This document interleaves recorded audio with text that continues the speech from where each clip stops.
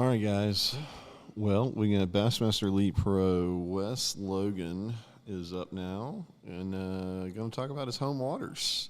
So I'm going to turn the camera around and let him get started. So take it away, Mike. Hey, welcome everybody. Nice crowd this afternoon here at the Alabama Fishing Show. I'm Mike Velisco. I'm your host for all the seminars, and I even do a couple of them every once in a while too.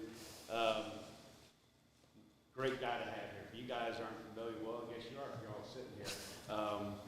Fishing Neely Henry, no stranger to catching him here in the Coosa River chain. You've seen him on the Elite Series. You've watched him on TV. Here he is live. Wes Logan talking about Coosa River patterns for bass. The one and only. All right, guys, so appreciate y'all coming in. Going to talk about pretty much patterns on the Coosa River. I'm basically going to go from January to December and talk about like what I look for certain times of the year, from basically one end to the other, from Weiss to the Alabama River, and they all kind of what I'm going to say is going to pertain to all of them, kind of in a different way, but in the same way. They all lay out the same. You'll have the river section on the top end, and then your mid section kind of, it starts to spread out, and then most of the time the bottom end is where it's going to be a lot clearer. It's going to turn into more of a lake type situation. But basically just starting out, pre-spawn, January to March, it can kind of differ, the weather depending. Like right now, obviously we're a little bit ahead, probably a month ahead fishing-wise, and the fish's process of spawning, pre-spawn and all that. But just a general consensus, January to March, you're going to be dealing with a lot of weather, a lot of rain, and one thing we're known for here with the dams and the way they've got it dammed up is the current. All these fish live their life based around current. Well, I like fishing current, and I'm not really going to go into all the tail race fishing because that's a whole different deal. Like that can be a whole deal in itself year round. So I'm basically just going to stick with actually fishing on the the river part and the lake part. So current wise, in the wintertime, that's when you really want to focus on the current the most, I feel like, because the fish are feeding a lot more in those times. The water temperature's a little bit colder, but the fish know that it's going to warm up. They're going to have to spawn and do all their little deals, so they need to feed up. So you're going to find them in a lot of current breaks. You're going to have a lot more current breaks that time of year because it's going to rain a lot more. So with that being said, I try and ignore way up the rivers in the wintertime. And the reason I do that is because when you get way up the rivers, and this is, like I said, from one end to the other, it constricts all the water down. So if we get a real bad rain and they open the floodgates and they're running 3 turbines, let's say they're running 3 turbines out of Weiss Dam, if you run up that river and you think you're going to fish the riverbank for spots, the water's going to be 4 foot into the bushes. So your bait's never going to get to where those fish are actually out of the current on those riverbanks. That's why I really don't like to go up there. Now, you can go in a few of those backwaters and still catch a few, and I'm not saying you can't do that, but your more consistent deal in that time of the year with all the current and the weather situations that you have is going to be on the lower end of the lake. It's going to be a lot more stable. The water temperature is going to stay, relatively the same. You're still going to have some current down there because, it's still got to go all the way through, but it's not going to get blown out if you have a big weather system come through, stuff like that. So most of the time from pre-spawn situations, I like to focus from the lower dam up to, somewhere around mid-lake, just because of that current factor that you can get blown out and stuff like that. It's a lot more consistent on that end of the lake. From a bait situation, I like to focus mainly on, I brought a flat side here. A flat side crankbait's hard to beat. This is an ARC Z flat. Not necessarily has to be this color. Sometimes I'll throw a red. Most of the time in pre-spawn, I'm going to throw red. But if the water clears up, there's not a lot of current, stuff like that. A shad color is not bad. But you're going to be taking this flat side and fishing mainly around like shoreline cover, like docks, riprap banks, stumps, stuff like that. Laydowns, all that stuff's really good. You can transition from that and throw a lipless or a rattle trap style bait, and you're going to be focusing more on this, not necessarily going down the bank like you would with the flat side, but on more of a flatter type situation, because like from a staging situation with these Coosa River fish, because we have spots and largemouth, they'll stage. They don't have to stage out deep like they do on other reservoirs or that are actually, impoundments that don't have the current like we do.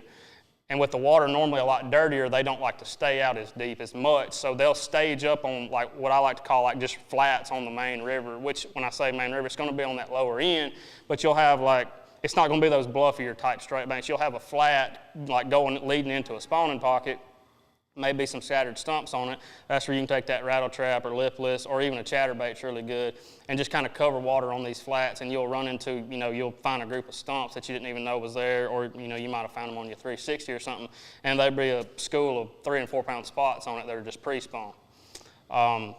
That's kind of the way I attack the pre-spawn deal. You can catch them on a jerk bait, you can catch them on an Alabama rig. It's not really bait dependent, that's kind of like personal preference. But your basic pre-spawn baits do work. The jerkbait A-rig, flat side, lipless. We can't throw an A-rig, but it's really good in the wintertime to go down the bluffier top banks on the lower end of all these lakes, especially if it clears up and those fish kind of get scattered out. I will say one thing I've noticed here lately, even like this year, with the advancements of all our forward-facing sonar stuff, there is a lot of fish that do, on the lower end of these lakes, get out there and get on bait. Like suspend like they do on all the clear lakes, like up at Smith and stuff. And there'll be largemouth and spots. And I think some of the bigger fish in our systems do that in the wintertime. But, that's kind of a personal preference if you want to do that. I know everybody has a lot of mixed opinions on the forward-facing sonar thing, but you can catch a lot of fish doing that. And, a Demiki style deal is really good with that. The A-rig's really hard to beat. I've noticed the best success is with an A-rig doing that with our fish. For some reason, they just react to it better. I don't know if all that flashing, they can see it a little bit better in the stained water, but that's one really good way to do it too. So moving on from that, you would get into, your full out spawn, still a little bit of pre-spawn, still a bit of post-spawn in April and May, like kind of what we're about to get into. I've actually seen a few on the bed here. I've been fishing around for a week or two here at the house, and you'll see one random one up shallow. So they're really close to like flooding the bank. But when that comes into play, that's when I really start trying to slow down a little bit, because even with I'm a big swim jig guy. I brought a swim jig with me. I won the tournament up here on a swim jig, but our fish get into a situation where I'll be throwing a swim jig, catching some, and then in the next day or two, every bite you get misses it. Like they'll come up there and roll on it. You'll see 20 pounds, it's your swim jig, and you'll never catch one of them. Or they'll rip your trailer off. You'll see a 5-pounder come up and grab the back of your trailer. And I feel like what's happening then, what I've learned over the years, is those fish are actually going on the bed. You can't really see them because our water's a little bit too dirty, but there's a transition time through there where they're really hungry, really aggressive when they pull up into those grass mats, into those, bushes and laydowns and stuff we got. And then all of a sudden they're still protective, but they're not really in an eating mode like aggressive, where they're just trying to get the bait away from there. Or away from them. When I see that starting to happen, that's when I really slow down. I'll normally pitch around like a Texas rig. One of my favorite baits on the whole Coosa is a baby brush hog from Zoom. And basically what I just try to do is, I like to go in little spawning pockets, all your basic stuff, still on the lower end of the lake, but once the weather starts straightening out is when I try to transition to moving further up the river systems, and I'll really focus hard on the pockets, back of the pockets for largemouth, and then kind of current eddies for the spots, because the spots will spawn, they have to spawn on the main river most of the time they do. So you'll just find them like little chunky rock banks, and the current could be hitting it really hard, and just little, gaps, little, eddies and stuff like that. That's kind of where they're going to bed. And I've seen it before where you can get on a stretch of spotted bass being on the bed. You can be on a 100-yard bank and there'll be 50 of them up through there. And there's some of the most aggressive fish I've ever seen on the bed. So when that deal starts going on and I kind of see that that's happening, that's when I'll pick up this Texas rig and just go down there through there and just pick apart those little current places. And it kind of narrows it down, because you don't want to be like fishing laydowns that run 20 feet out into the lake. Like there's no point. You might catch a random one out there, but the majority of the fish are going to be in those eddies with the current deal. Largemouth, it's kind of, people have a lot of different opinions on the actual sight fishing, but in bed fishing in general. But the main fact about it is when you're fishing in April and May, 90% of the bass you catch are coming off the bed. Like whether you were looking at them or not, most of the time they were spawning and you just couldn't see them. So what I like to do is with this Texas rig, I'll just go through there and you're basically blind bed fishing. So you're just looking at anywhere you would picture a fish would be spawning at. So if you've never really done it a whole lot, the best thing to do is if you're going down the bank fishing and you happen to see one on bed, just stop and pay attention to where it's at, relative to any type of cover, because he's always going to bed beside something. So like if there's a lay down with a limb coming off, his bed may be between the lay down and the limb. So if you're going down a bank fishing later in the day and it's a little bit dirty and you can't see and you're like, well, that looks like the same situation, that's the kind of place that I would pick apart, stuff like that.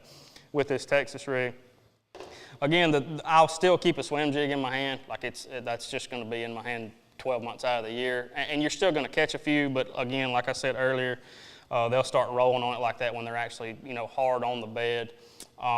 I don't know if I went into enough detail, I feel like, about relatively where to look that time of year.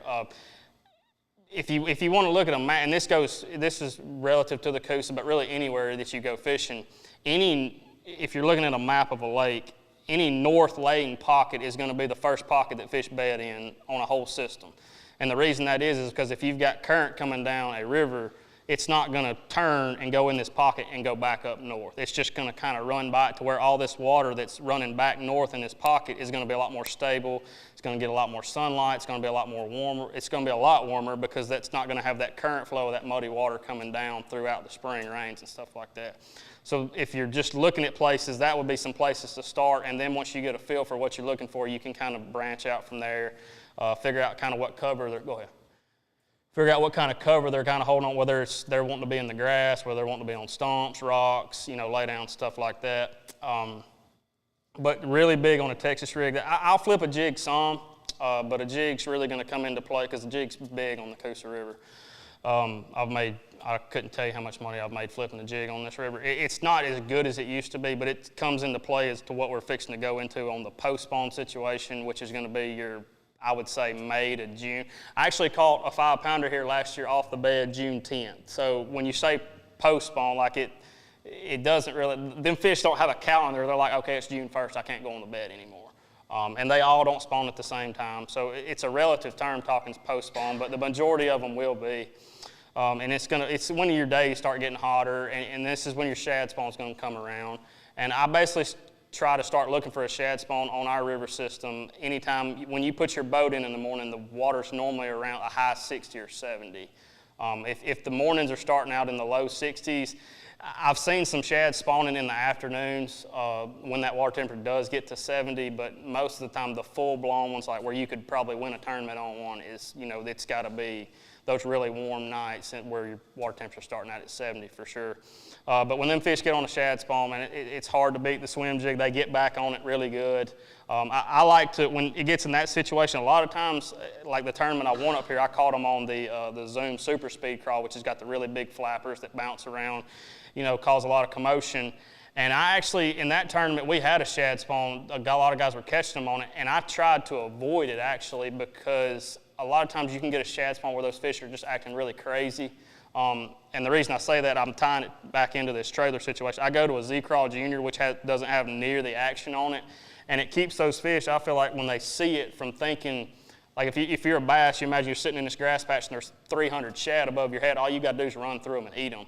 Well, if you get that real big swim jig with the flapper coming through there, he's just thinking that it's another big ball of shad. He's just kind of running through there with his mouth open, to where if you've got a little bit more subtle action, a little bit more finesse look, he thinks it may be just one or two, and he actually dials into your actual bait to go up there and eat it. So a little tidbit on that with a shad spawn situation.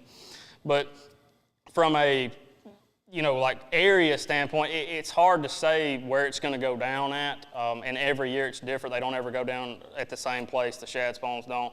Best thing to do is right around the morning, if you think it's going on, look for the birds, and you can find a shad spawn going on, there'll be no bass on it. I mean, that happens a lot, and sometimes you can find them with bass on it, and the next day they're not there. So I don't really like relying on shad spawns. It's a great way to catch them really fast and catch a big bag here, but when it's happened for me, the best is I just kind of stumbled upon it and they were there. I've looked for them. A lot of times, that time of year, they're spawning on the river the best. The shad spawn will be on the river in some type of bank grass. Up here, the lower end of the Coosa, like Logan, Lay, Mitchell, and all that, they get on seawalls really well, riprap banks. A buzz bait's really good when they get on those seawalls. A spinnerbait, I didn't bring a spinnerbait with me, but a spinnerbait's really good. Even a popping frog can be really good, and people, like, I throw a solid black one on a shad spawn just because it's something a little different, a little bit different contrast. Just, it's not up there flashing around like all the other thousands of shad, just something different. When the shad spawn's over, you know, that's really my favorite time of year to fish, when it's really hot, when a lot of people don't want to be out there, because I feel like you can catch some of the biggest bags in 6 inches of water, just because we're so lucky enough that our whole system has so much water willow up shallow. That's where those fish go to get that oxygen. I mean, what fish people sometimes don't understand is just because the water temperature is 95 degrees, that doesn't mean the fish is going to go swim out there in 30 foot of water just because it feels better. If there's no bait out there, he's not going. That's the only reason a bass goes out deep is because of bait. Where the gizzard shad and stuff that live like on the Tennessee River, when that water gets hot, they're going out deep. And that's the whole reason those fish go to those ledges. Yeah, it's a little bit more comfortable, but our fish can get the same water temperature under a dock in a foot of water. And with our crayfish population, bluegill population, and threadfin shad, they all tend to live a lot shallower. And that just makes that's where everything has to go to get oxygen when it's that hot, is because that's the only place there's oxygen, because you'll have all the stuff in the, I'm trying to think of the name, I can't remember either way. When it gets hotter, a lot of the oxygen is like 2 foot with our bank grass, and that's where all the life's going, the crawfish, the brim, the bass, all that good stuff. So that's when I like to pick up a really big bait, whether it be a flipping jig, a really big Texas rig, a frog's really good in the mornings. And that's when I'll really hit the bank grass really hard when it's really hot. Bank grass and docks is kind of what I key on. You can still catch some fish on a lot of humps, just because we've got a big population of spots. They'll get on those humps. And you can ledge fish here too. I mean, we have enough current, but it's really, if you want to be really competitive to win on the Coosa River day in, day out, you need to fish 5 foot or less. That's just kind of the basic, the way it is. Not saying you can't catch 20 pounds out deep, but consistently, your bigger fish are going to live shallow most of the time. Again, like to focus on the docks with a jig, big Texas rig. Big square bill is really good, like a 2.5 can be really good that time of year. I just seem to like a bigger bait when it gets really hotter, because you may not take near as many bites, but when you get one, it's going to be one you want to weigh in the tournament. Buzzbait can be really good in the morning, but from an area standpoint that time of year, I kind of like to, they go in a transition. The largemouth will go into some pockets to spawn, and then they'll go out to the river to feed up, kind of lay around and, recover from the whole spawning process. But I have seen it when it gets really, really hot, and I think a lot of it has to do with our boat traffic, because our lakes or rivers are so small. We'll get a lot of those wake boats and pontoon boats and people just riding around on the weekends. Those fish don't really like getting washed up and down with it so shallow. They'll sneak back into those pockets and get it, in 6 inches of water, like way back in the backs, just because I feel like they don't have anybody bothering them. And they also know that anytime there's a full moon when it's that hot, they're going to have a big bluegill spawn. So they have something to eat back there. They get out of all the traffic, all the pressure and stuff like that. So I'll kind of dip in some pockets, but main focus is on the main river. But if I notice that my bites are going down, kind of sneak in there and check some real obvious stuff. You would want to go in there, if you went into a pocket, you wouldn't want to go to the last dock that's got some grass bite that's in the shade. Like if there's ever going to be one in there, that's where you would go look, like right off the bat. And if you go to the first one and get a bite, well then you go check another one, you get a bite, well then you kind of developed a pattern there. Moving on after that, we're going to get into the fall, dog days of summer, fall, going into that. It's really tough fishing. That's when I'm going to really head up the river. That's when I like fishing way up the river. You're not going to get near as much current that time of year. You're not going to get near as much rain in that August, September. It's always dry around here. But the little bit of current you're going to have, it's going to be stronger up there. There's always a good population of spotted bass up every river that, up the upper parts of every river we've got. Truthfully, it really doesn't take a whole lot of weight that time of year, just because the fishing's so tough. They've been beat on so much. There's sometimes a decent offshore bite on the low end, but we really don't have that many areas on a lot of our lakes, so they kind of get crowded up for whatnot. But going up the river is a good way to catch, a 12 to 14 pound bag of spots. If you happen to catch a big largemouth 5 or 6 pounder, you'll have a really good bag. But I really just like to go up there and throw a square bill, throw a crankbait, throw a buzz bait, and flip whether a Texas rig or a jig, whichever you're most comfortable with. And there's really no designated I've seen it change so much day to day, where one day they'll be right on the bank, on a rocky bank, and that's what you just run the whole day up the river, and you'll catch them all day. And then you go try and do it the next day, and those spots have moved completely, and now they're out on the end of trees, and you have to catch them on a crankbait. So it's kind of a feel for the day. But the main thing I've always noticed is just trying to figure out what section of the river they're biting the best in, because for some reason you'll have a section, a 1 or 2 mile section that's just, they seem to be biting better than they do on the other ones. And the best way I've seen to figure that, if you go through a stretch and you catch a few bites, or you catch a few fish, get a few bites, whatever you're doing, run another quarter mile up or a quarter mile down and try and run the same thing and see if you keep getting bites. If you do, you can keep expanding, but you're going to get to a limit. There's always a limit of an area you're fishing. So when you find that limit, well, I don't need to fish below here or above here, and you just kind of have to figure it out from the day. But again, that's where I like to go, is up the river. And again, the tail race is a whole different deal, but gonna have a lot better current up the river in the fall when it's a lot tougher. Late fall, when it starts getting colder again, those fish are, they're just like any other bass across the country. They're going to go to the back of the pockets. They're going to follow the bait fish. Your liplesses are going to come back into play. Spinner baits on isolated cover in the backs of pockets. They like to really get, for some reason the fish on this whole chain will get really heavy on, if you go in the back of a pocket and there's one stick back there may be 3 bass on it. I don't know why they do it. I feel like we need to put a lot more brush in the backs of these pockets for the fall, because it seems like they get on it really hard, where you would have, some beautiful cover on the bank with docks and grass and rocks, what have you, and there'll be one stick out there and there'll be 3 of them on. That'll be the 3 fish in the pocket. So never ignore that in the fall, the late fall, especially if you've got a lot of bait fish in the area. But from basically, I would say, talking about areas, from that late summer to late fall, the whole lakes, the whole river system's in play for me personally. From one end to the other, just trying to figure out if they're way back, if they're out front, river-wise, pocket-wise, stuff like that. Buzzbait's really good, that late fall deal on that isolated cover. They really get on that bite good, especially the colder it gets water-wise, like mid-50s. Buzzbait can get really good here on that type of situation. And that would be straight largemouth. The spots, I did bring this top water. The spots will get really good back on the seawalls, the same, just basically following the bait fish, the shad and stuff. But a top water walking bait's really good too on that situation. And now we're back to winter and we're back where we started. So that's kind of the whole rundown of what I feel like the Coosa River does day in and day out. So if anybody's got any questions, I'll be happy to try and answer. If you don't, it's what it is. I feel like I gave you everything I had. You're saying back in the coves, you're talking back in the creeks? Yeah. Basically, when I would say when I say a pocket, like if you were to take Canoe Creek, for instance, a pocket off of Canoe Creek. Because we do have different, up and down the coast, we have these real major creeks. I kind of treat the major creeks as their own little system. Because when you have the weather come through, you're going to get a lot of rain, and they're going to have current for themselves. So you kind of play it as its own system, to where if they're getting back in the pockets off of the creek, that's where they're kind of going to spawn, because they're not going to spawn on basically the creek channel because of so much, the fluctuation in the water, the current, stuff like that. But as you would go into the summertime, they may be on the main creek deal.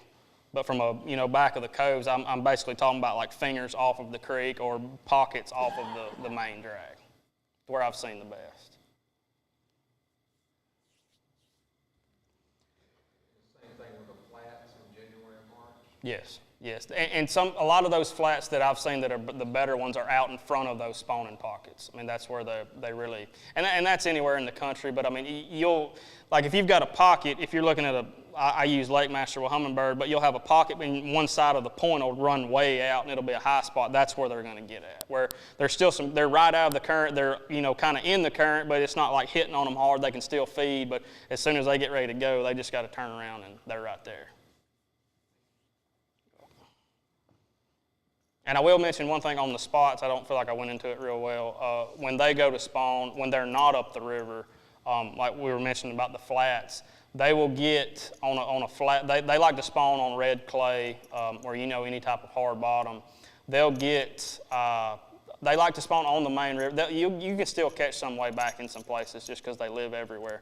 But the majority of them are going to spawn on a lot of them are on points, clay points, red clay points, sand points, but they'll be just outside of the current. They're not going to spawn dead in the current where it's just going to hit them. But I mean, the current could be running, if you've got a point right here, the current could be hitting it right here, and they're going to be right here. Like, they'll be just outside of it. Like, they don't like to go very far, and they don't because they live their whole life around. That's what our Alabama spots are known for. I mean, they love the current, but they can't put their eggs right there and expect them to be there if there's 4 turbines running and the floodgates are open. And obviously the fish don't know what the current's going to do. They just do it. They just react to it when it happens from Alabama Power. So they know that if I get right here, I'm good. So that's where you kind of want to focus on all that, which is basically happening right now, like today's. The last weeks, the spots are really spawning pretty good, I feel like, from what I've seen. And they do like to spawn. They will spawn earlier than largemouth. They'll start spawning when it gets around 55, 56 consistently. You said later in the summer you switch from a Texas rig to a jig. I do, just for that big profile. I feel like if a Texas rig's in front of one's face, it wouldn't bite it when it might a jig or vice versa. Probably. I mean, a lot of times, our water's so dirty. If you drop it in front of his face and he wants to bite something, he'll bite it. And you'll probably take more bites on a Texas rig. But I don't know. I feel like I've seen it where, and I'm a professional. Like, I do it for a living, but I'm no biologist. But I've read some stuff on bigger fish, like their mentality when the water gets that hot, they don't want to exert, and it's the same thing as when it's cold. When it's really hot and when it's really cold is kind of their same metabolism thought processes. They are not going to put forth a lot of effort to eat a 3-inch shad.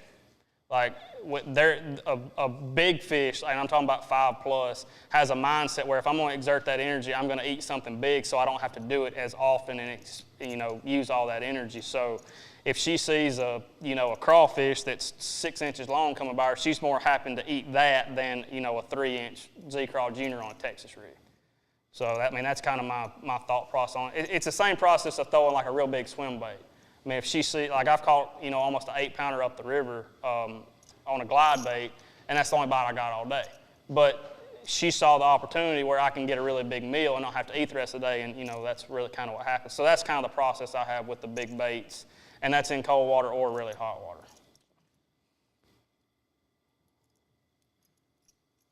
How do you know what size weight Just depending on the water level, like what you're flipping. My basic, like the one I have, I just cut this off before I come up here. It's a 5/16. That's the one I normally start with.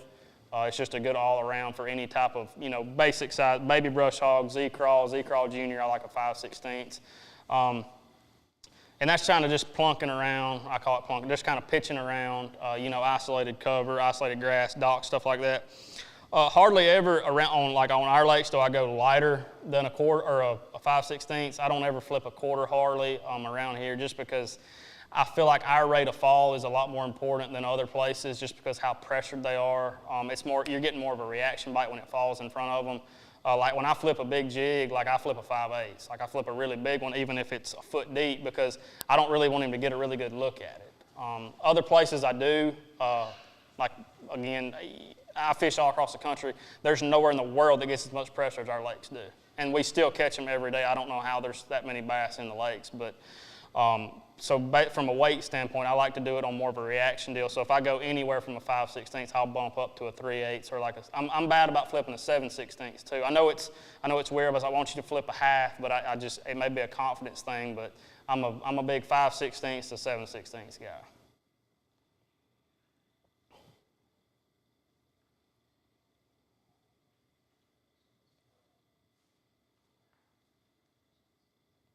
That it? I know I didn't explain it that well. I know I missed something. On your buzz bait, do you like to use the certain trailers? Z-Craw Junior all the time. 99% of the time around here. I've been other places where a horny toad, a lot of people love a horny toad. I like a little bit smaller profile. I feel like it gets me a little bit more bites, and they really get it good. I've kind of gone away from the skirt just because it's easier to cast this, and I feel like when they bite one of these with a plastic on it, it's just something for them to hold on to a lot better. And I've become real keen of the Z-Craw Junior. I know, I think Swindle caught them really good in that elite that I won on a Z-Crawl Junior. It's kind of ironic because they get it good here. I don't know why. I don't know if it's they've seen so many horny toads on a buzzbait and they've kind of gotten off of it. I mean, you can still catch them on it. Canterbury still throws a horny toad, but I've become really fond of that. It's just a little bit more compact, a little different. I don't know. I really like it. I throw a white all the time. I would have to say if I'm gonna tie one on, it's a white one. Yeah. Every now and then I'll throw it's like I think it's a black and silver color that Zoom makes, but I'll turn the silver down. It's not quite as bright as the white, but you've still got some flash up there. And that's when the water, in August, if it's, you can see 3 or 4 foot when it's kind of a little bit clearer, but whiter that black sapphire, I think is what it's called or something. I used to a lot. It used to be all I threw, but I mean, from the past 5 years, I don't think I've thrown I tried to throw one the other day actually, and I couldn't. I threw it like 5 times and put it back down. I picked that one back up. The favorite one I throw with a skirt is the War Eagle, and it just, I don't know, it doesn't do it for me no more.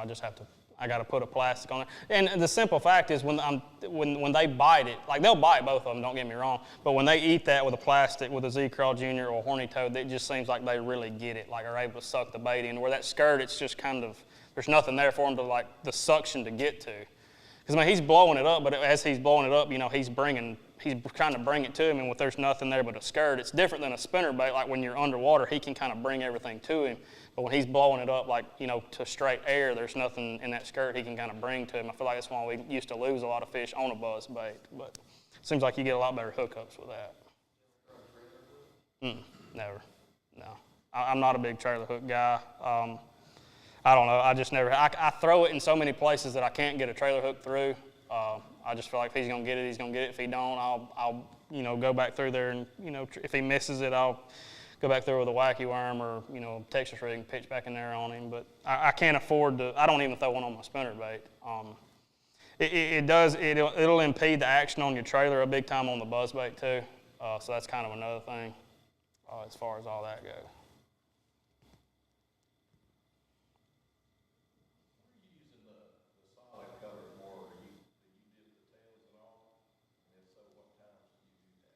I like to dip like my flipping baits. I'll dip them in orange in the wintertime. I'm a big orange guy in the wintertime, crawfish wise. And then in the springtime, summertime, I'll dip them in chartreuse just because of you'll see everybody, the little brim, they'll have the green tails. So I mean, I feel like they're bad. The little brim, or I don't even really know what they're called. I call them brim. You'll see them under the overhanging branches and stuff when it's sunny outside. But I feel like them are real bad, like bed thieves. I feel like they get on their beds real bad, so that chartreuse just kind of, trigger them a little bit. But definitely the orange in the winter and the late fall for the crawfish, and then the chartreuse spring and summer. You mentioned the wacky bait. Are you 5 to 7/16 on that also? On the wacky rig? On the wacky. No, I normally throw it weightless. And that, like weightless, I'll just throw a basic stick bait on put an O-ring with a wacky hook on it on a spinning rod. Don't do that a whole lot. That's kind of not my deal. But there is a window there where it can be really good, and that's really kind of the only thing they want to bite. And that's really kind of when they're hard locked on beds. But we have so much cover.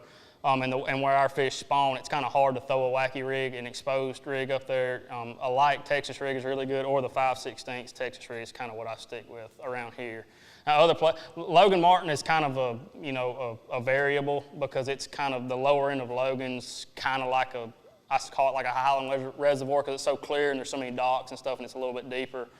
They get on a wacky rig pretty good there. But here, I mean, you can catch someone, don't get me wrong, but you don't have to throw it. It is. It was in the bag. I just grabbed it. I mean, it's a catcher from January to December. I'll either throw a black trick worm, a green pumpkin, or a green pumpkin blue. I throw a 3/8 or not a 3/8, a 3/16. 90% of the time, it's I think it's called a shaky something. Will Davis's dad makes them. It's the best one I've found to throw. I think the one I use is it's HBT technology or something. They've got it. Kind of drilled out around the eye, so the eye's kind of inset. But it's got a real good hook in it. It's got a 4/0 long shank hook. I can't stand a shaky head that's got a short shank hook because I like to throw a trick worm, and you need to have as much bite as you can in that hook. But that's a bait you can throw from January to December, basically anywhere. Like if you just want to go out there on the Coosa and catch fish, like throw a shaky head. Like you could catch a 10-incher, you could catch an 8-pounder. Like I've seen 6- and 7-pounders caught on it. But it's kind of if you're a worm dragger, and there's nothing wrong with it. Like if you want to go out there and drag a worm all day, you'll probably catch more fish than anybody. You may not win the tournament, but you'll probably catch more. Fishing that round head most of the time instead Yeah. of Yeah, I always throw the round. That's the one I use. I've got 100 of them in my boat. I throw them everywhere. 3/16. You can get, if it's windy, I got some quarters. If I really want some bottom contact. If it's like, I caught some the other day on the roadbed in the park at Lakeside, and it was so windy I couldn't feel the bottom, so I changed to a quarter. But a lot of times on that 3/16, they'll get it on the fall. I think it doesn't fall quite as fast, and it does a little bit of a spiral when it's falling, so I think you get a few more bites on the fall. And I even skip docks with a 3/16 with that one, just because of that ball head, it skips a little bit better. It's hard to skip a quarter, but that 3/16 still gives you, a fast enough, a good fall, and you're able to skip it. What about clay walls? When you say clay walls, you mean like a clay bank? So, a funny thing about clay walls is a seawall is almost the exact same thing as a clay bank. It's just there's concrete there and you can't see any clay. So, the spotted bass are bad about getting on seawalls, but what they're actually getting on is the clay, the hard bank. Because if you've ever seen any people working, or doing construction, building a new seawall, it's just a clay bank. It's just a hard bottom. So they kind of play into the same, but it's a really good place to catch them spots. This time of year, like right now, they like to spawn on them a bit if they're out of the current. The shad like to spawn on they'll spawn on the clay, and anything up on where the clay's at as far as the seawall goes, and then in the fall they'll get back on the same little deal. Seawall's a really good place to catch them at night too. If anybody night fishes, like with a big, Colorado spinnerbait, we've caught a bunch of big spots on seawall. It's kind of what we always ran with seawalls. Which again is basically the clay banks that you were talking about.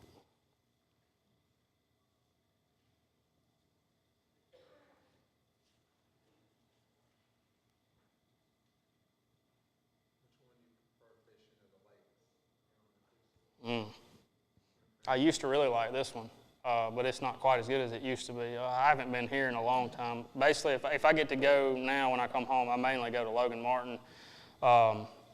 Just because I don't feel like I know it as well. Or there's a lot, I feel like Logan Martin's the most diverse of all of our lakes. Probably here in Weiss, just because there's so much to do. It's so diverse. You can fish offshore, you can fish brush, you can fish house foundations. It's just, and basically the lower end of Logan and all of Weiss is just so flat. It's just so spread out. To where here in Lay, they're so small, you either fish grass or you flip docks or you fish some riprap banks, where both of those you can just learn so much. Stump flats, a lot of that stuff going on those those big expansive flats where Weiss has always been it's so dangerous to run around there, you don't want to tear your boat up. Well, with the advancement of the map cards we've got now, you kind of know where to stay in the channel and stuff. But fish live 12 months out of the year on those flats, those big expansive flats that not a lot of people know about. And that's just kind of what I try and go do. And I may not catch any for 2 days, but I'm just trying to find something that not everybody does around here. And I feel like those are the two places to kind of really figure that out. But this used to be my bread and butter back when I was growing up. I went to school at Gadsden State right up there up the road for 2 years, got a heat and air degree, and every time I got a break from class, I would come down here and just try and find new little stretches that somebody may not think looks the best, but it may not get as much pressure. So that's another key thing I feel like here lately with everything is it may not be the prettiest bank in the world, but there may be 2 or 3 on it that somebody hadn't caught in the last hour or two because there's so many people out there on a Saturday.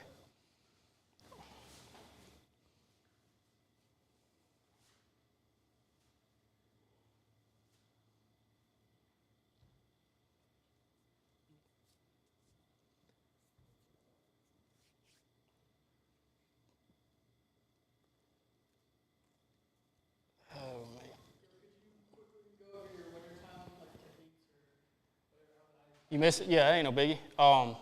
So like from like, it would be December to March.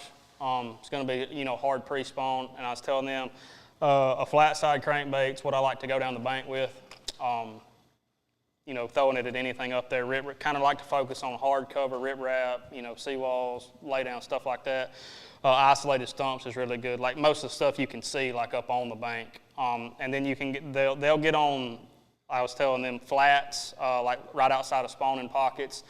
You can kind of find a mixed bag. There'll be spots in largemouth out there. The best ones you can kind of look for is like they'll have scattered stumps on it, or you might find a little hard spot on it, something like that, where your electronics or just kind of fishing around. But a lipless is really good for that rattle trap style, and a chatterbait's really good for both of those situations, either going down the bank or off on those flat type deals. Bluffier type stuff, A-rig's hard to beat going down the parallel, and a jerkbait's really good. And I said about the offshore live scoping, forward-facing sonar stuff. There's a lot of fish that get on bait on the lower ends of all our lakes that I'm starting to see now. And then a Damiki rig, Alabama rig, and a jerkbait again is hard to beat when it comes to that. But that's kind of how I approach it. Yes, sir.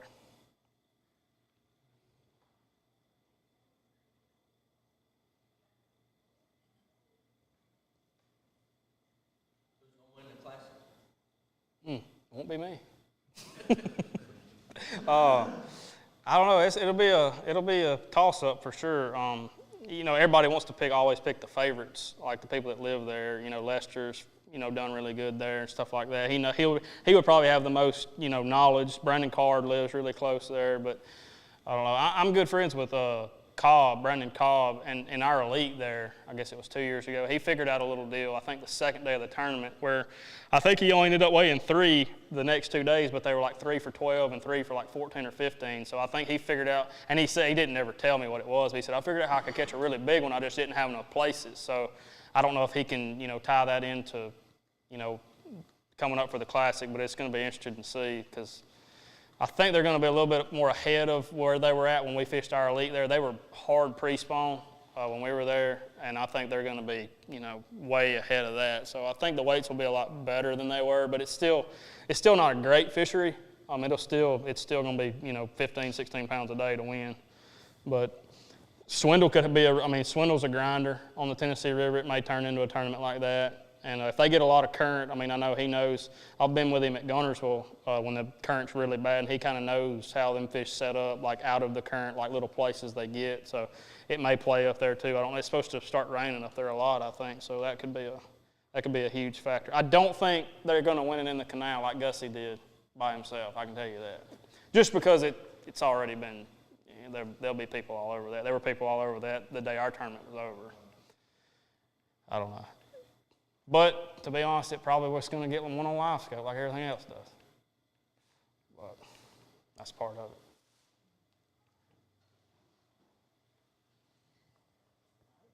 it. See you, buddy.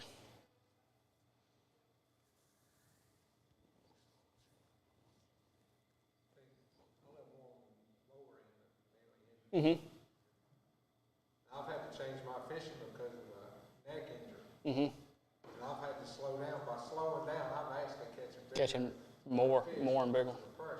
Mm-hmm. You think the wacky one on that lower end was around all the dogs? Probably, truthfully. And one reason I say that is because we've lost so much grass on the low end.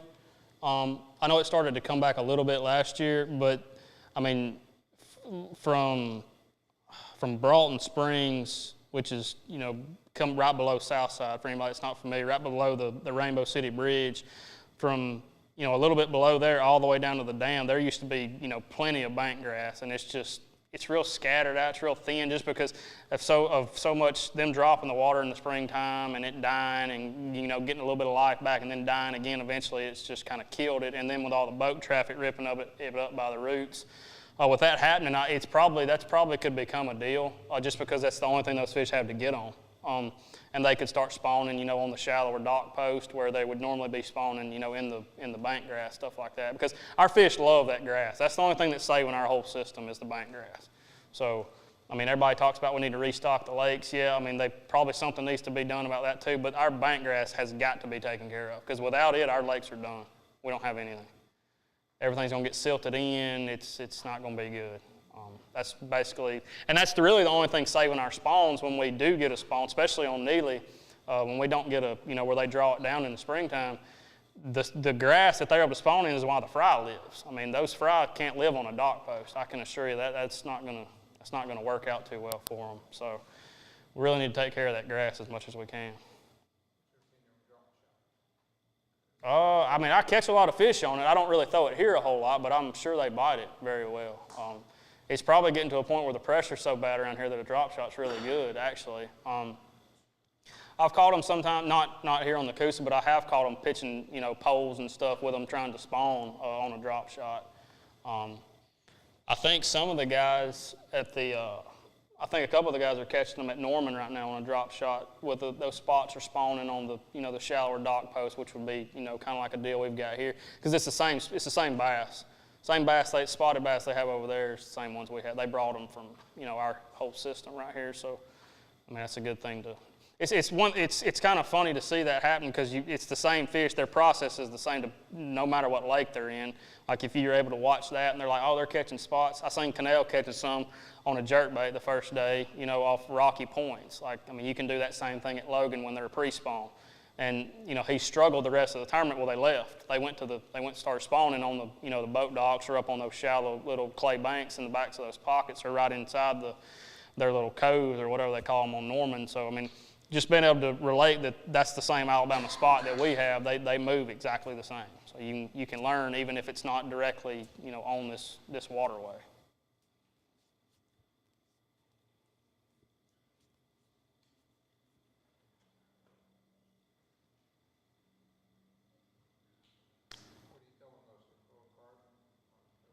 Fluorocarbon. Yeah, I use Sunline Fluorocarbon FC and Shooter. That's the two main ones that I use the most. Not a bit. I don't use mono hardly ever. I use a mono small leader on my top water, straight braid to a 6 or 8 inch mono leader, probably 18 to 20. Most of the time 20 pound. It really don't matter. Just something you don't want to use a small mono leader because it'll still sink. And basically what you want is that mono to float and keep your bait, the head of it up a little bit, the nose. Because if you make a long cast with straight braid, you get it about halfway back and the bait will start wanting to dive where that braid's sinking, kind of pulling it down. So, and it'll keep it from getting fouled up around the front hook, and everybody cusses their top water when it does that. But.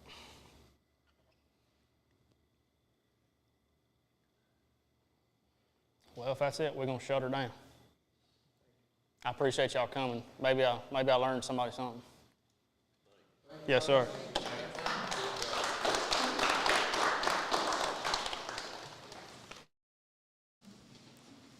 All right. Well, that's another one down. Wes, definitely, if you want to learn how to fish the Coosa, he is a hammer. All right, guys, we'll be back with the sonar seminar. If you missed it yesterday, Mike Del Visco does a great job going through a lot of good, dropping a lot of good knowledge on just using sonar, understanding sonar. If you're an advanced sonar user, maybe it's a little basic, but if you want to learn a thing or two, squeak a little bit more out of. He is a Lawrence guy, but the class he does kind of covers everything. So, so we'll be back here in about 15 minutes with Mike Del Visco talking sonar.